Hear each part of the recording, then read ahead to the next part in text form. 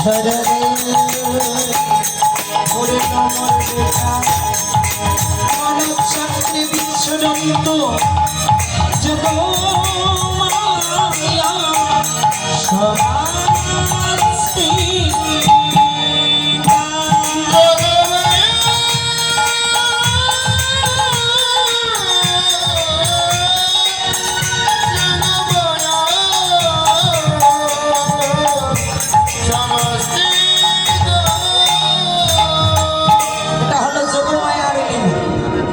যোগমায়া আশ্রয় লীলা।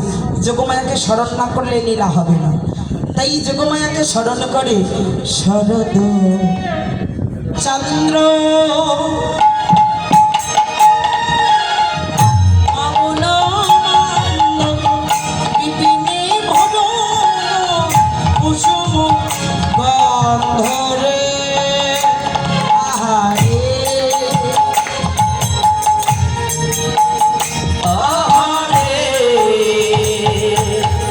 শরদ চন্দ্র মনোমন্দ বিপিনে ভরল কুসুম গন্ধনে আহারে আহারে আহারে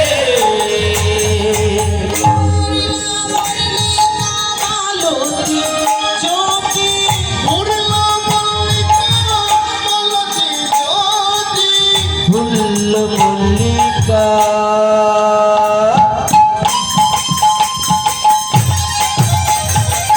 মলতি জ্যোতি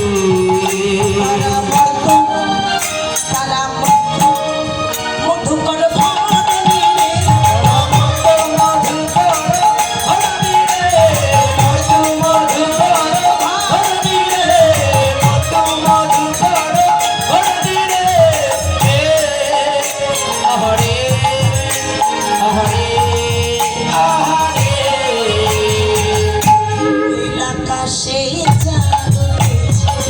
নীল আকাশে দেখো চাঁদ উঠেছে ওরে নীল আকাশে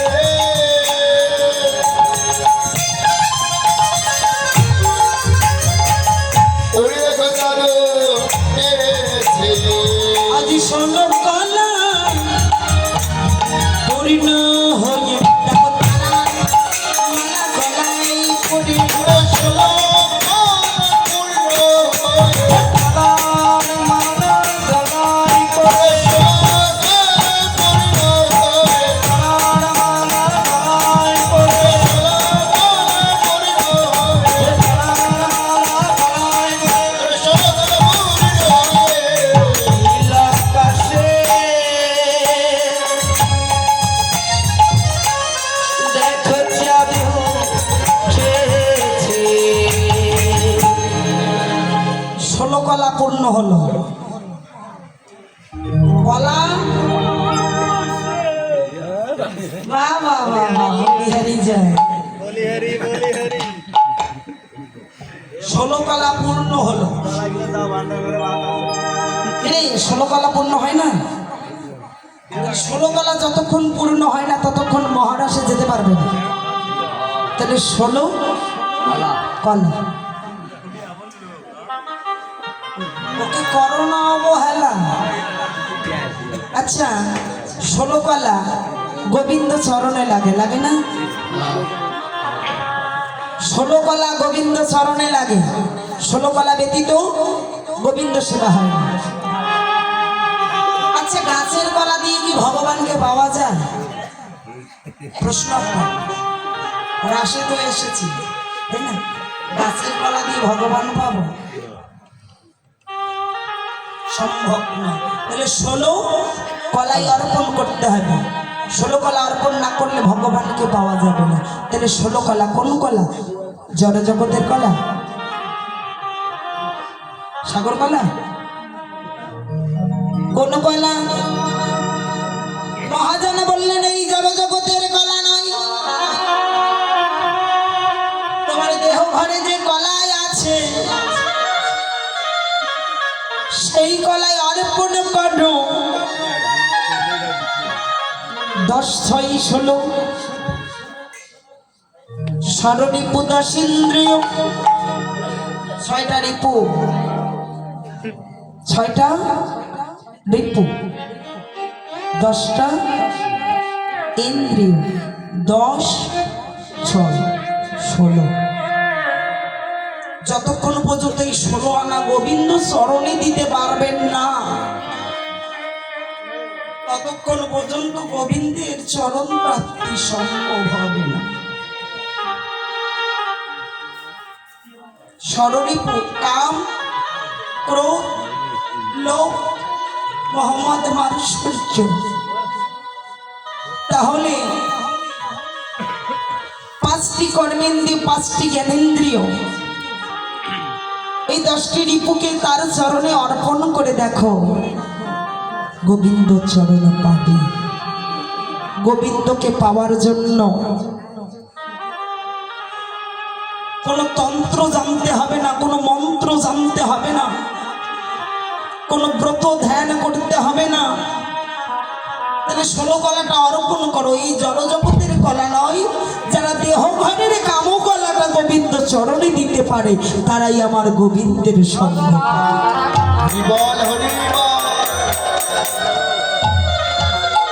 তাকিয়ে দেখো গোবিন্দ চরণে কলা দেই আর কি দেই মিষ্টি, তার মানে চিনি। চিনি দেই না, চিনি দেই, কলা দেই, বাতাসা দেই, লাড়ু দেই, লুচি দেই, পুরি দেই। আচ্ছা গোবিন্দ কারো কোনোদিন কিছু খেয়েছে গো? খেয়েছে বাবা? হ্যাঁ খেয়েছে, কিন্তু আমার হাতে খেয়ে চিনি দেই। তো গোবিন্দ এখন দেখুন মার্গটা দেখুন একবার, কথাগুলো যেদিকে ঘোরাবেন সেদিকে ঘুরবে। চিনি দেই না, তো গোবিন্দ এখন জিজ্ঞাসা করছে কি রে তুই আমাকে চিনি দিচ্ছিস? চিনি তুই আমাকে যে চিনি দিচ্ছিস, তুই আমাকে চিনিস? প্রশ্ন করছে আমাকে চিনিস?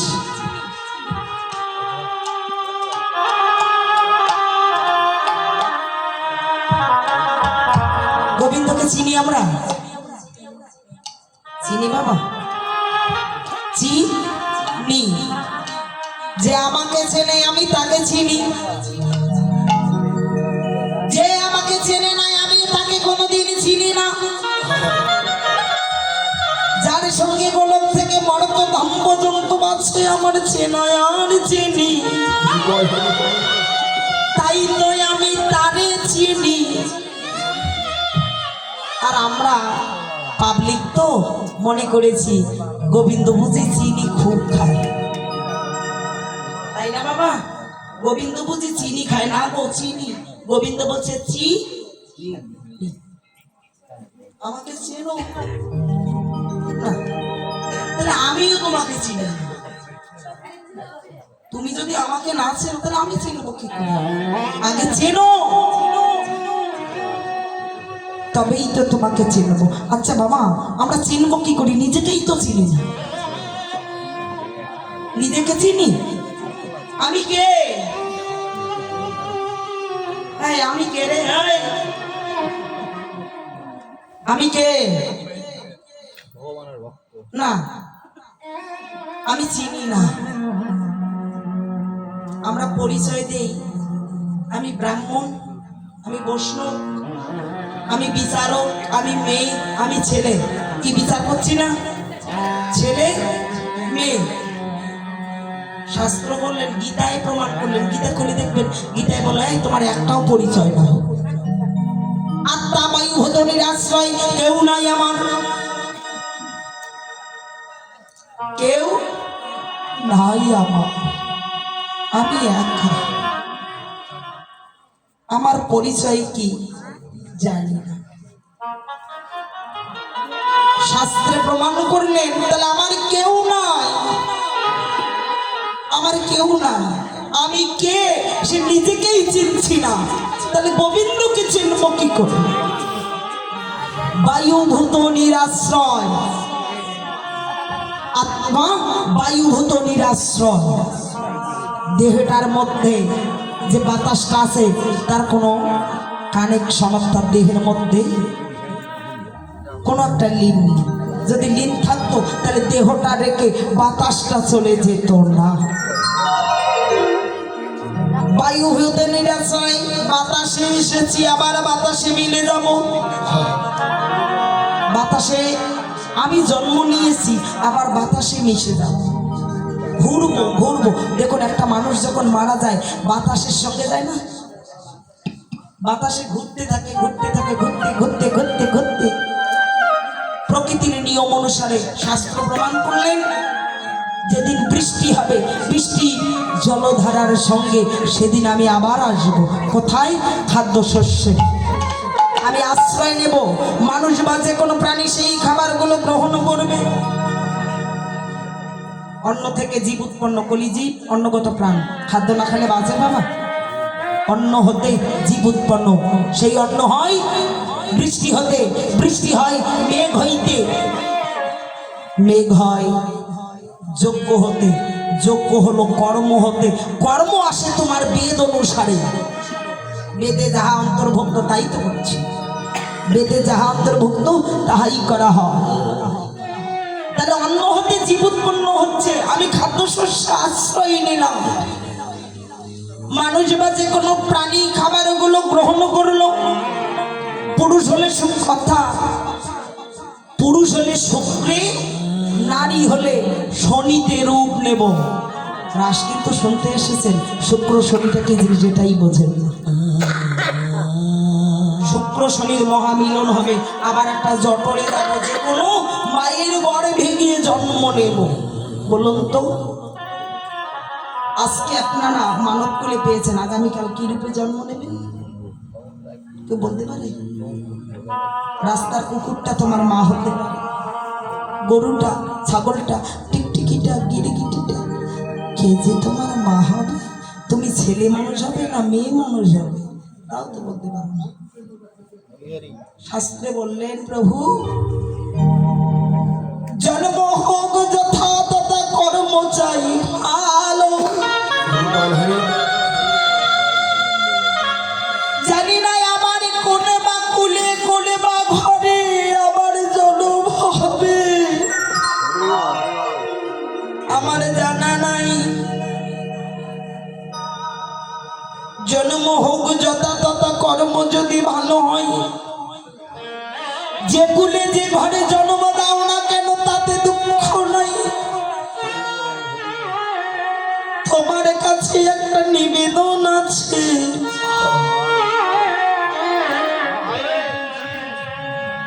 আমি যে ঘরে জন্ম নেব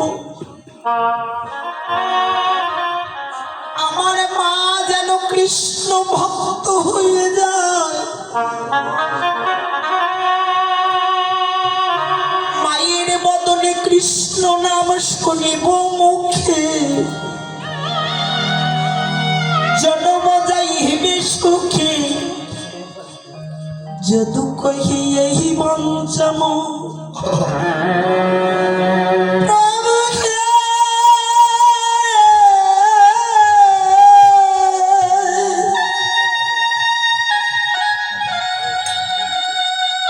আমি যোগী নই, মুনি নই, ব্রাহ্মণ নই, তুমি আমাকে এমন একটা জন্ম দিও যে কুলে সদা সর্বদা তোমার নাম গুণ কীর্তন গাইতে পারিব। প্রভু হে, তুমি আমাকে কৃষ্ণ কাঙাল রূপে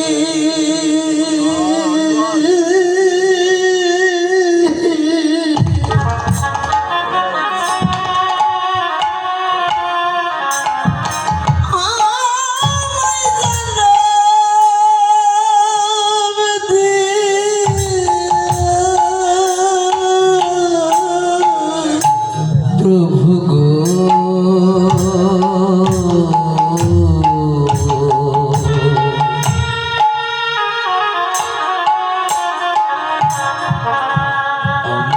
কৃষ্ণ কাঙাল রূপে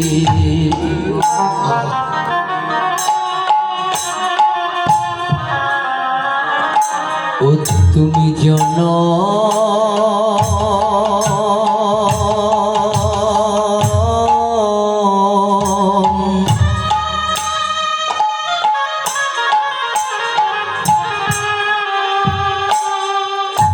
আমায় জনম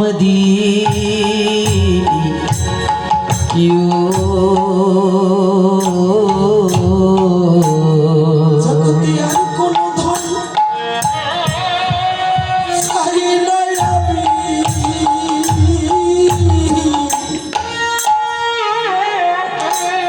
কৃষ্ণ কাল রূপে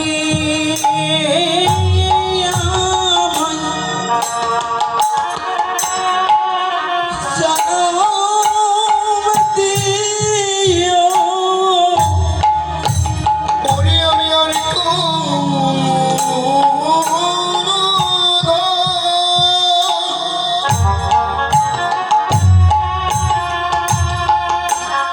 প্রভু চাই না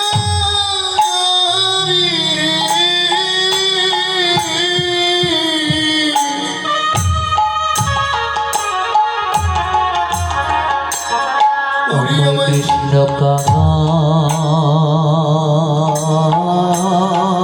রূপে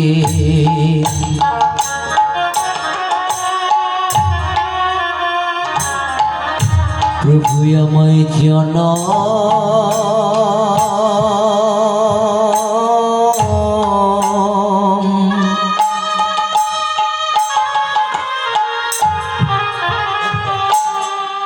আমায় জনম দিও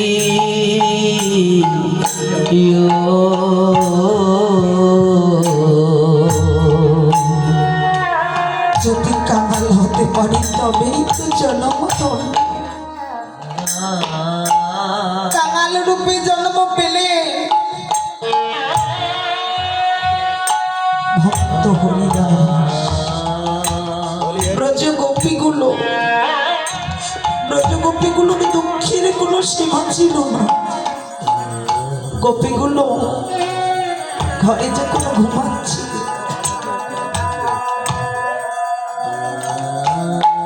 হেরো তো রাতি ওই সনভাতি শ্যামোহন মদনে মাতি মদনে সেজে গোবিন্দ সকল গোপীর নাম ধরে